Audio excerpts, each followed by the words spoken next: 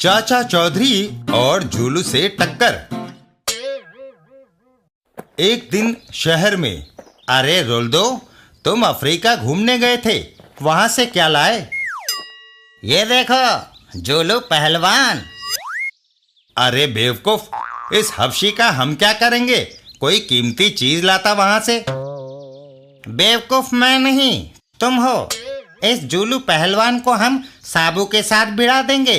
एक बार साबू का खात्मा हुआ नहीं कि हम सब चोर उचक्कों के पौबारा हैं। वाह, मार दिया पापड़ वाले को। इधर चाचा चौधरी और साबू। साबू, मेरी नाक पर खुजली हो रही है, लगता है कोई खतरा आ रहा है।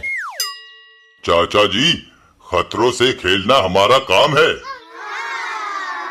तभी रुल्दू वहां झूलू को लेकर आ जाता है।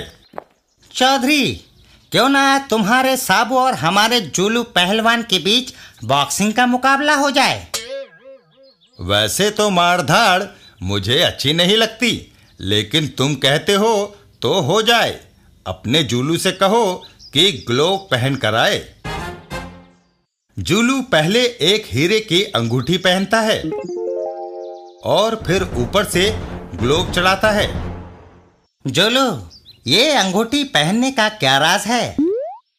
इससे दुश्मन को दुगनी चोट लगती है। दोनों में मुकाबला शुरू होता है। झूलू का एक बार ओह! साबू के मुंह से खून निकलने लगा। उसे गुस्सा आ गया।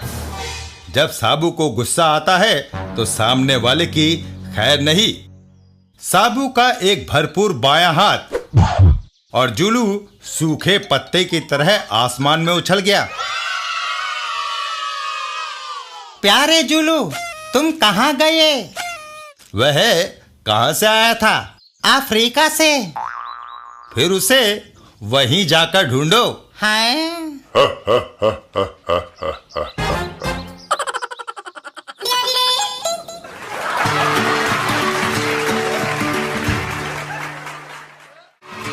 चाचा चौधरी की मूर्ति। चाचा चौधरी। रामू अधिकारी एक अच्छा मूर्तिकार है। चाचा चौधरी एक दिन उसका स्टूडियो देखने आते हैं। अरे भाई रामू, क्या कर रहे हो? चाचा जी, मैं एक मूर्ति बना रहा हूँ। चाचा चौधरी मूर्ति को देखते हैं। वाह, कितनी सुंदर मूर्ति बनाई है। सचमुच तुम एक अच्छे कलाकार हो। चाचा जी, अगर आप थोड़ा समय दें तो मैं इससे भी बढ़िया आपकी मूर्ति बनाऊंगा। चाचा चौधरी वहां कुर्सी पर बैठ जाते हैं। अरे भाई, मेरे पास समय का बड़ा अभाव है, लेकिन तुम्हारी कला देखकर मेरा दिल ललचा आया है। मैं बैठा हूँ, बनाओ मेरी मूर्ति। वाह, ये हुई ना बात। कलाकार रामू के हाथ पत्थर को तराशने लगते हैं। चाचा चौधरी की मूर्ति बनने लगती है। कई दिनों तक रामू की छैनी और हथौड़ा पत्थर पर चलते रहते हैं। तब जाकर एक दिन चाचा चौधरी की मूर्ति तैयार होती है। वाह, ये तो सचमुच हूबहू मेरी ही शक्ल है। मूर्ति को ट्रक द्वारा चाचा चौधरी के घर पहुंचाया जाता है और उसे अहाते में रख दिया जाता है। इसे देखकर आश्चर्य होता है। वाह चाचा जी, ये तो बिल्कुल आप जैसी शक्ल है। उधर खट्टू और मट्टू, दो बदमाश, चाचा चौधरी के खिलाफ योजना बनाते हैं। चौधरी ने हमारे कई साथी जेल भिजवा दिए। उसका जल्दी खात्मा न किया तो हमें भी बड़े घर भिजवा देगा।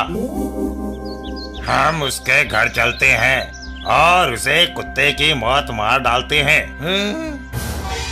दोनों बदमाश चाचा चौधरी के घर पहुंचते हैं। चाचा चौधरी वो बैठा है। बिना कोई मौका दिए उसे पिस्तौल की गोलियों से भून डालो। और तभी एक बदमाश अचानक से दीवार के पीछे से निकलता है। चौधरी, अब तुम्हें कोई नहीं बचा सकता। ये लो अपनी करतूतों का मजा।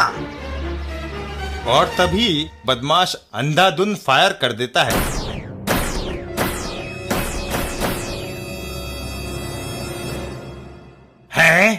मैंने अपनी पिस्तौल की 6 गोलियां उस पर दाग दी, फिर भी वो बैठा मुस्कुरा रहा है। आंखों पर विश्वास नहीं होता खट्टू। सारी की सारी गोलियों को बेकार जाते देख उनके आश्चर्य की सीमा नहीं रहती। तभी पीछे से चाचा चौधरी की भीमसेनी लठ का भरपूर हाथ पड़ता है। हाय मैं मरा। अरे इधर भी चाचा चौधरी, उधर भी चाचा चौधरी। हम सपना तो नहीं देख रहे। नहीं, जिस पर तुमने गोलियां दागी थी वो मेरी पत्थर की मूर्ति है। ये सुनकर दोनों बदमाश वहां से दौड़ लगा देते हैं। अरे बाप रे, अबे मट्टू भाग। चाचा चौधरी और साबू वो दोनों बदमाश भागने न पाए। जो हुकुम चाचा जी। और साबू झट से उन दोनों को घेर लेता है। अब तुम बचकर नहीं जा सकते। साबू उन दोनों को मुट्ठी में जकड़ लेता है। इनको यही मसल दूं? नहीं साबू, इन्हें पुलिस स्टेशन छोड़ाओ।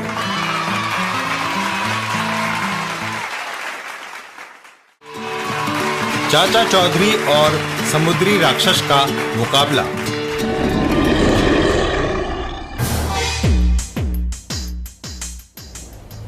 एक बार समुद्र के लहरों के साथ एक अजीब जीव किनारे पर आ गया। उसने एक पेड़ को उखाड़ा और शहर की तरफ चल दिया। अरे वो देखो, समुद्री राक्षस। और राक्षस ने बिना एक भी पल गवाए लोगों पर हमला कर दिया। बचाओ, मर गए। अरे समुद्री राक्षस है, भागो। फिर वह शहर के मकानों को तहस नहस करने लगा। इतने में चाचा चौधरी और साबू का उधर से निकलना हुआ। चाचा जी, वो समुद्री राक्षस शहर को बर्बाद कर रहा है। साबू और समुद्री राक्षस आमने सामने।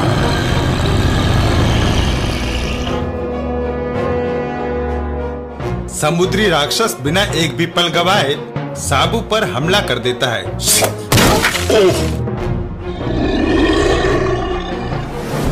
साबू समुद्री राक्षस के हमले से जमीन पर गिर पड़ता है और समुद्री राक्षस अपने अगले हमले की तैयारी करता है। इधर चाचा चौधरी वो अपनी अपार शक्ति अपनी पूंछ से हासिल करता है। अगर उसकी पूंछ काट दूं तो उसकी ताकत साबू के बराबर हो जाएगी। और चाचा चौधरी कैंची से उस राक्षस की पूंछ काट देता है। साबू राक्षस के ध्यान भटकने का फायदा उठाकर एक जोरदार घुसा उसके मुंह पे जड़ता है। साबू उस समुद्री राक्षस को अपने सर से ऊपर उठा लेता है और पूरी ताकत से समुद्र की ओर उछाल देता है। जाओ समुद्र में। राक्षस पानी के अंदर डूब जाता है। वह जहाँ से आया था वहाँ चला गया। अब वो किसी को परेशान नहीं करेगा। चाचा चौधरी, साबू और अन्य लोग, उसकी कटी पूंछ मेरे पास ही रह गई है, आओ इसे मिट्टी में दबा दें।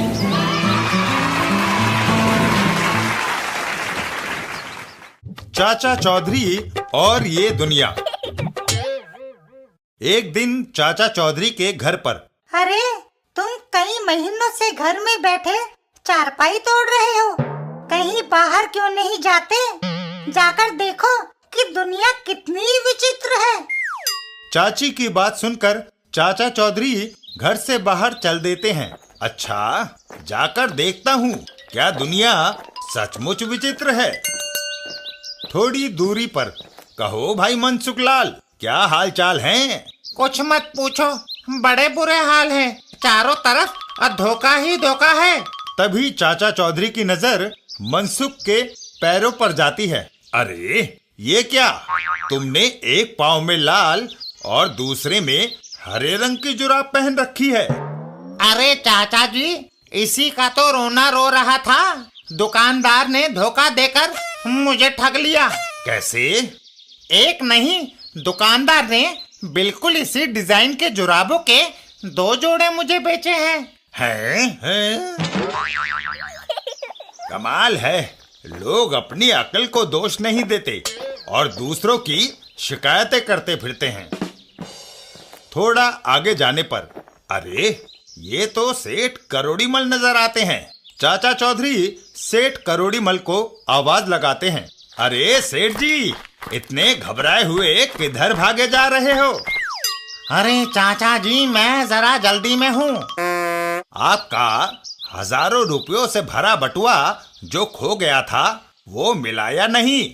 हाँ, वो मेरे नौकर कलवा को मिल गया था। और आपकी पत्नी का 9 लखा हार जो गुम हो गया था? हाँ, वो भी मेरे नौकर कलवा को पड़ा हुआ मिल गया था। तो फिर अब परेशानी क्या है? उन चीजों के साथ अब मेरा नौकर कलवा कहीं खो गया है। हैं? सचमुच दुनिया बड़ी विचित्र है। डैडी